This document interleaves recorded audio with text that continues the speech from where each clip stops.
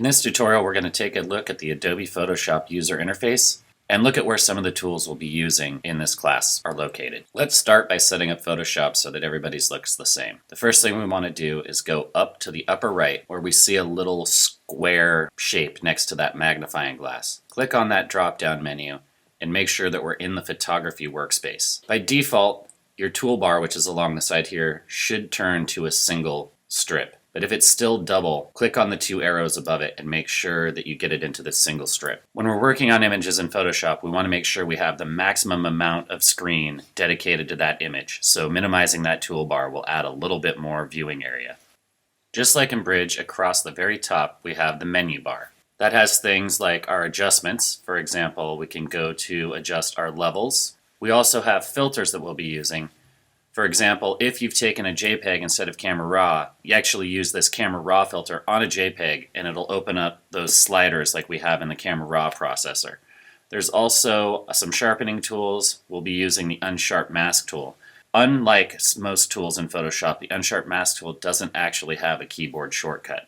Like other Adobe programs, if there is a keyboard shortcut, the keystrokes for that shortcut will appear on the right side of the menu items. For example, Command L for levels and Command M for curves. On a PC, it'd be Control L or Control M.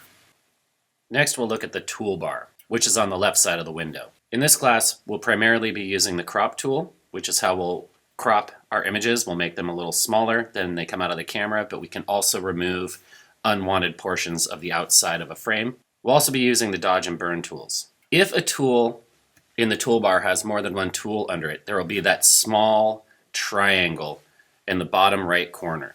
And to access that, you click and hold, and it will bring up the tools. Also in the toolbar, you'll notice that if you do click on a tool and there is a keyboard shortcut for it, it will show you the keystrokes, just like it does for menu items.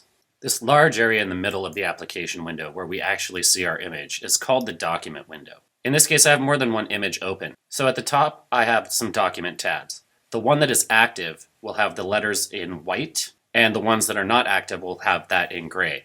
If I click on another image, you'll notice that the text switches to white. That lets me know which file I'm actually working on. Directly above that is the tool option bar, and that shows the options for any tool that we have selected from the toolbar. It gives us all of the variables and the ways we can adjust those tools' settings to use in processing our images. In this case, the dodge tool is selected and its icon is displayed next to the house icon. To the right are the different options for that dodge tool. We'll learn more about that when we do a demonstration on using the dodge and burn tools.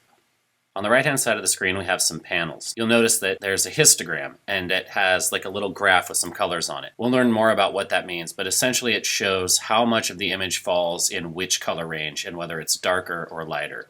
On the left, you have the darker colors, so the black sand of the beach, and then you see that blue is a big spike because we have the blue from the sky. Next to that, on the little strip that's in between the panels, is a very important tool called the History tool. When we click on that, a flyout window comes out and it shows us all the changes that we've made. By default, I think Photoshop will show you 20 of these. But I just want to show you, I've done some dodging and burning on this photo.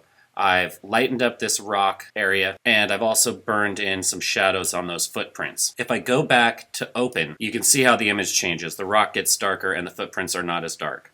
If I click back on the last tool I used, the burn tool, you can see that I've made the footprints a little bit darker so they stand out. In conclusion, hopefully you now have a clear understanding of the Adobe Photoshop interface and the location of some of the tools and the filters that we will be using in this class.